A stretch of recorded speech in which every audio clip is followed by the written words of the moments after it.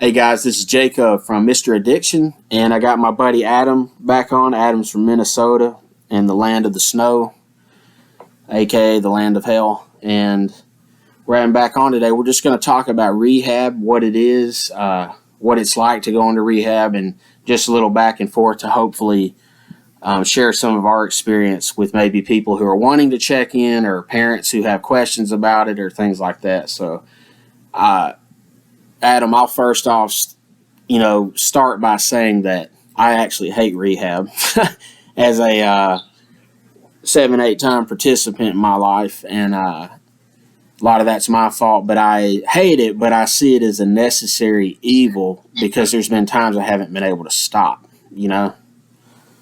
Yeah. Yeah, no, I've definitely been there as well. And I've also been to rehab before it was necessary, but it was all part of the journey. Yeah, so what would you say if someone were to ask you what is rehab, or why is rehab necessary, or when is it necessary? What would you say? I mean, I think it's necessary if you can't stop, like if you can't go, 24 hours without using and you're in a dangerous position, then I think it's probably necessary. But, I think it doesn't really matter where you go. If you really want to stop, then you will, if you have the desire. I think it does give you some good tools. It can set you up with, good sober living and stuff like that. But yeah, I don't know. So it's dependent on different factors. You can't stop using, like you're going to lose your family. It's going to kill you. That level of using, what you're saying is probably a good time to consider checking in. Yeah, I don't know. I think it's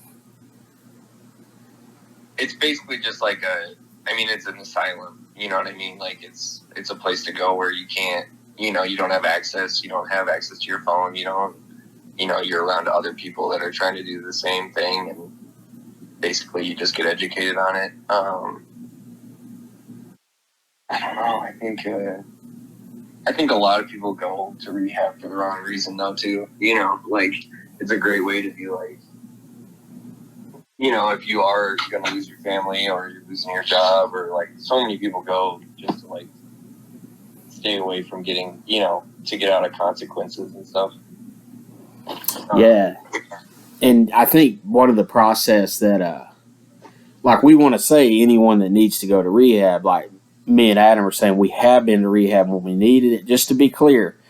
And that if you need it, go to it. But at the same time, we do live in a rehab culture where it's cool to go to rehab. And, like you said, when maybe I need to keep my job or keep my wife happy, I'll go to rehab. But the other thing I was going to say about that is, what is it like, dude, to go into rehab and have your phone taken away and all those little things that maybe they don't mention in the pamphlet? It's definitely interesting. It definitely is nerve wracking because you don't really know what you're getting yourself into, and then all of a sudden you're almost being it almost feels like an interrogation or something. They Yeah. take your phone and then they kind of search through all your shit or your stuff, and definitely interesting. And you're also kind of in at least for me, I was in a very weird state of mind, being separated from drugs and alcohol, and just being kind of dazed and confused. Yeah, I think for me, man, it's definitely a humbling experience. And, I know this sounds really weak, but, I am really weak in certain areas. So, not having your phone, not having communication with family very much, and living in a house full of strangers who also have, sin issues, mental health problems, and just in a very difficult time in their life. All of that stuff, man, is hard to adapt to. Yeah, super humbling. It's like being an adult daycare. Yeah. Yeah. People watching you. You go, you go to groups as a, as a group, and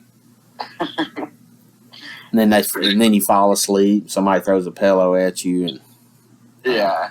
I had fun at like my last treatment. Actually, I mean, I got pretty comfortable there, which probably wasn't a great thing, but I had a good. I mean, overall it was a good experience. I got to connect with. It's interesting because you get like a really deep connection with the people there.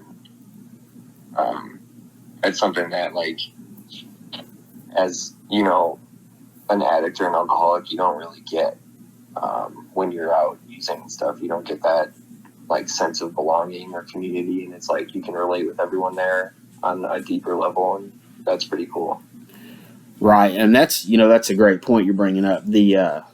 And me and you have talked about this previously, but yeah, the camaraderie and the teammate, like being a teammate and learning like it's not all about me, and and then just having to deal with different personalities and temperaments. Like, I do think that's a great benefit of rehab. Like, if it wasn't for rehab, I wouldn't have met you, or some of my other friends. And so you do live in close quarters, man, real close quarters, and get to know each other. And sometimes that's good, and sometimes it's not so good,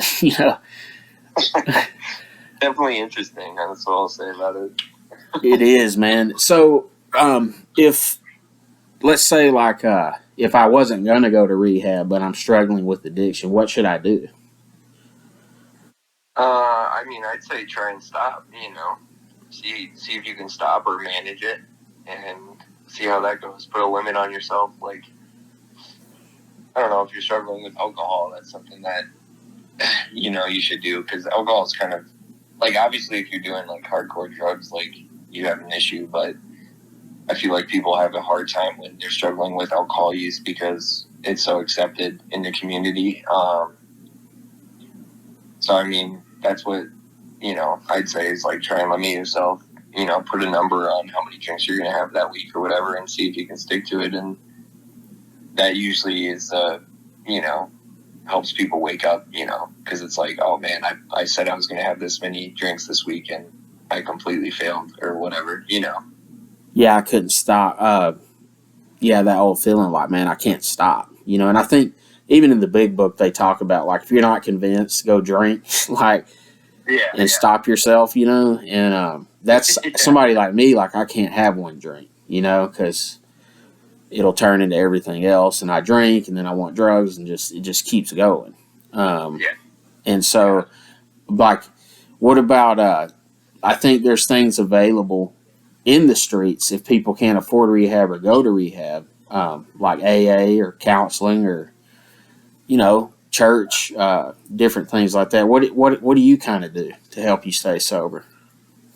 I mean, I go to AA. I found a really good community in AA, and so I pretty much go to that almost. I try and go every day almost. And it's gotten to the point where it's like, I really enjoy that, because I get to see people that really see me, since I've been going there for a while, and they've seen me relapse. They've seen, all this stuff, and it's fun, like, it's not like you'd think. Like, I went to like one meeting before when I was like 16. And so I thought I knew everything about AA. I was like, nah, that's not going to work for me. You know what I mean? But it's like, I had a completely different experience coming back to it, with a little bit of desperation. And I found a really cool community there. And it's a good time, Yeah, and you know what? To be honest, like, because how we are as people who struggle with addiction, like, the amount of excuses we give ourselves and justifications like are ridiculous. And so if I'm at a spot where I'm like, look at this, and there are bad AA meetings, but most of them, man, you just have to give it time to get to know people. Yeah. And if I'm like, look at that, and look how they dress, and look how they wear their hair, and look at this, like, dude, I'm not in a spot where I really want to quit. You know what I mean? Oh, for sure. I'm just lying to myself, because I'm with you, man. I used to be very like anti AA, but AA to me, like, what they do provide is a reality check, and they will call you out, and they also provide community, you know. Yeah. I found a group that is not shy to calling me out and telling me the reality, you know, and that hurts, it's hurt, it hurt a lot, but it's true. And it's because they, and they say it because they love you, so it's like, it's coming from a place of love, even though it's harsh, but it's really refreshing, to be around people that are so just like honest and real with you. Because it's life and death to them, right? Like, yeah, I mean, it's serious, Yeah, and like you're never gonna go anywhere really outside of like maybe church or an organization you're in where everyone has the same worldview and the same beliefs, and so you're not gonna find that in AA. It's not realistic. You're really not gonna find it in church, honestly. Yeah. Where everything's just perfectly lined up, and if it's not, I'm just not gonna go. Yeah, no, and I mean, there's definitely been like certain meetings that I haven't vibed with, and it didn't really like click for me, but it clicks for other people. So I think just like finding the group,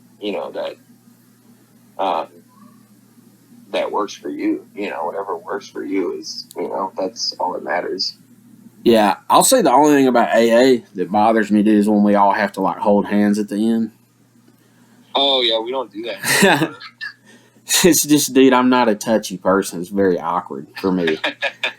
No, I'm kind of happy. That's something that we don't do in Minnesota because of COVID. So yeah, that's actually pretty nice. I think COVID's gonna keep going in Minnesota till about 2030. Yeah. Yeah. So what about this, man? Let's say that you're in a position where you can't go to rehab, right? You don't have the money or anything like that. What about a sober living home? Yeah, I mean, sober living's great. It's just like you have to find the right one because I don't know. I've not been to a lot of sober living, but I know a lot of people that have been to different ones, and you can find a lot of you can find a lot of like sober living that could be more harmful than helpful. I think it could be really great if it's like a group of people in a good house and everything. I've heard amazing things about it, but you can also find places where it's like, oh, there's people using or Flop stuff like house. that, and just kind of have a disconnected community. But I guess that's the same with anything. You just have to find the right people, and it could be really helpful, I think. Right, because like if anything else, a sober house. If I want to stay sober, and like you said, it's not corrupted like a flop house. But if I want to stay sober, the benefit is if I don't have anywhere to go, and I can go to one where they'll drug test me. They're pretty cheap to get in usually. Or they'll work with you. Yeah, so like it's just another option. That's kind of why we're doing this. Is for anyone listening is we're not fantastic orders, but we do know about addiction and the different things out there. And a lot of the times in my life, dude, all I knew was rehab. I didn't know like what to do once I was out. Yeah. And then I found myself just going to rehab multiple times because I thought that's what you're supposed to do. And I think even for me, like personally, like I like going to church and my faith in Christ, is a big deal to me. And I like doing counseling, man, with a pastor, and I like having a sponsor in AA because it's for me, it's got to be well rounded, Yeah.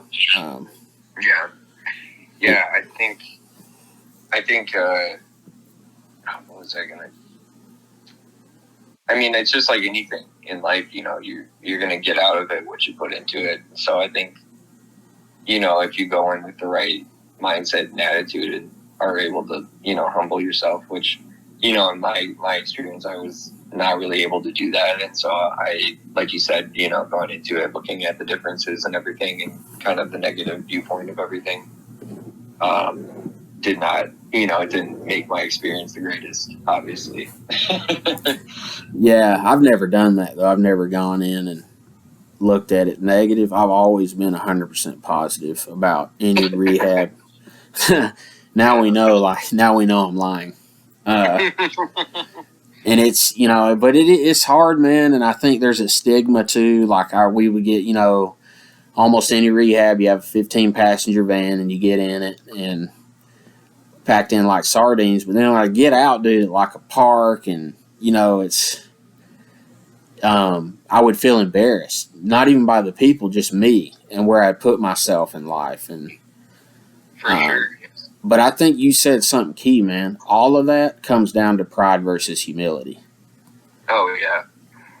And am I willing to listen and see the truth? Yeah, and I mean in that sense, like, it's super helpful because that's what sobriety is. It's humbling yourself, like it's necessary. At least for me, like, it's necessary at this point. Like, I need humility, otherwise I'm gonna die. Because as soon as I get proud and think I'm the shit and I can do it on my own, then that's when I'm in deep trouble. Big time. And it's crazy too, man, because I think of like how prideful I've been and still can be, and I think maybe the world's view sometimes is like, oh, these poor addicts, they're just so humble. And it's like, no, man, we're in pain, but we're not humbled. You know what I mean? And you see that in like rehab, sober limits, when a guy's been there like 2 days and now he's already ready to take the program over and tell everyone how to live and eat and move and breathe. It's just, dude, that's our insanity, man. Yeah. Yeah. And I mean, it's funny because, like, the same thing will happen with, like, families too, like you see, like, people come into treatment and then, like, within 2 weeks they get to have like a family visit or whatever, and the family's just like ecstatic, they're like, oh my gosh, and I did the same thing with my family. It's like, they've changed, they think I changed so much, and it's like, I'm just a really good actor. You know what I mean? Yeah, man. Yes, I do know what you mean. Which it's like, it's hard because, like, I don't think that it's purposeful, like, I think that's just kind of how I'm wired. And that's that's the life, when you're in active addiction, like, that's the life, is, manipulating and using and all, using people and trying to get what you want. And, no way, dude. Somebody who struggles, go ahead. It doesn't just change overnight, Yeah, so like you're telling me somebody that struggles with addiction uses people? No way. I know, right? Yeah. Maybe give them 3 weeks until you believe what they're saying. Right. Maybe 4, depending on where they're from. Yeah, dude. Well, I mean, we're about to cut it short. I really appreciate it. Adam has a lot of experience dealing with addiction and in recovery, and that's what we do on this channel. Is we're trying to expose the realities of addiction through experience, and not just doctors and experts. They have their place, but really hearing them about what's going on. Last question for you, Adam. What's your thoughts on the current fentanyl crisis? Man, I know. Yeah, we were just talking about this a bit. It's insane, honestly. Like, it's hard to believe what's going on, and it's like people don't really know about it, which is even scarier because it's an epidemic, like, it's, people are dying left and right, kids are dying, it's just like, you don't even have to be an addict, you just have to try it, and before, the blink of an eye, you're gone. So it's really scary. It is scary, man, and it's in everything too. You can't really get anything that doesn't have it. Right, in every street drug, cocaine, heroin, all of it, right? Like, you can't even get pure stuff anymore. It's just pure fentanyl, almost. Yeah. Yeah. Yeah, I saw Go ahead. I've even heard people putting it in weed. It's like, what the heck? Yeah, and you know what, man? I see a lot of people say, well, it's so stupid, addicts, and it's their choice. And I just wish people would do their research before they say stuff like that, because when you go to do a transaction, even if it is drugs, and you're buying some drug, but the person doesn't tell you that there's poison in it that'll kill you. In particular, when teenagers go do this and they don't even know what they're buying, and they're told it's something else, that's still a crime, in my opinion. Like, that still is murder when you're purposely poisoning people so you can make $5-10, you know? Yeah, and I mean, I think it's definitely like it's a complex thing, because I feel like most of the people that are selling it, they don't know either. You know, they're Right. just as hooked as everyone else, and they're, you know, just as, you know, delusional, and they want to, you know, believe it's real or whatever. Right, because all those chemicals are coming from China, is my understanding, and then they're stamped in Mexico and shipped up here. And now we got guys in their basement trying to make it.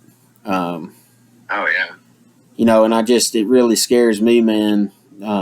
When we were younger, you could go to a party and get pills passed out to you, and it was no problem. I could pop a pill and not have to worry about it killing me, you know? And now it's like, dude, I can't imagine being out there and being 15, 16 years old at a party, having M30s or whatever passed out. You know, I would have died. So it's a serious. Have you known anyone that's died from fentanyl?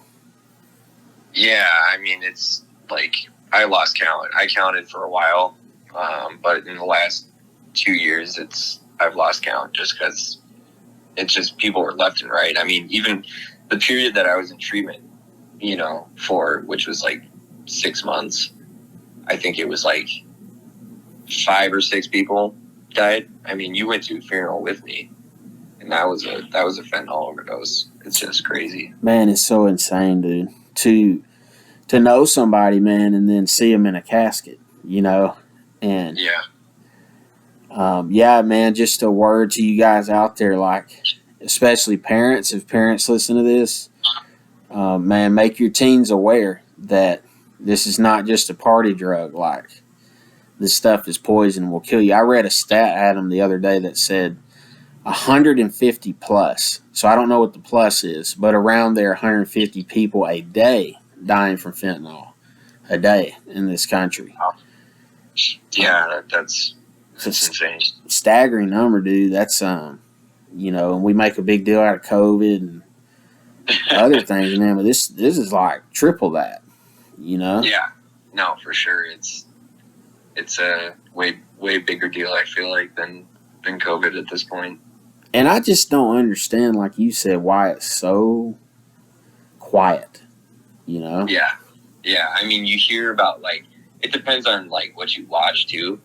But I mean, some places you won't hear about it ever, and some places you'll just hear about, like, oh, they seized, you know, this much fentanyl. It's like, okay, but you don't hear about all the deaths and all the, you know, everything that's going on. And I mean, I'm way up in Minnesota, and it's just, we're riddled with it. You know, it's in everything, and it has been, you know, for years now. And it's just like, man, you don't even really hear about it.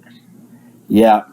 We're riddled with it too down here, and I really think we're going to see the numbers get even higher, and we're going to see, you know, some major death, unfortunately. Yeah. So I just thank God we're still here, you know what I mean, and to spread awareness and get the message out. So if you guys are struggling with addiction, struggling with trying to find a place to go, need somebody to reach out to, you can always reach out to us at the Mr. Addiction page, and we have people do that in the inbox, and we can't fix you, but we'll try to get you in the right direction where you can get help. Adam, thank you, man, for being on, and I'll have you on again, and just keep fighting, man. Thanks, man.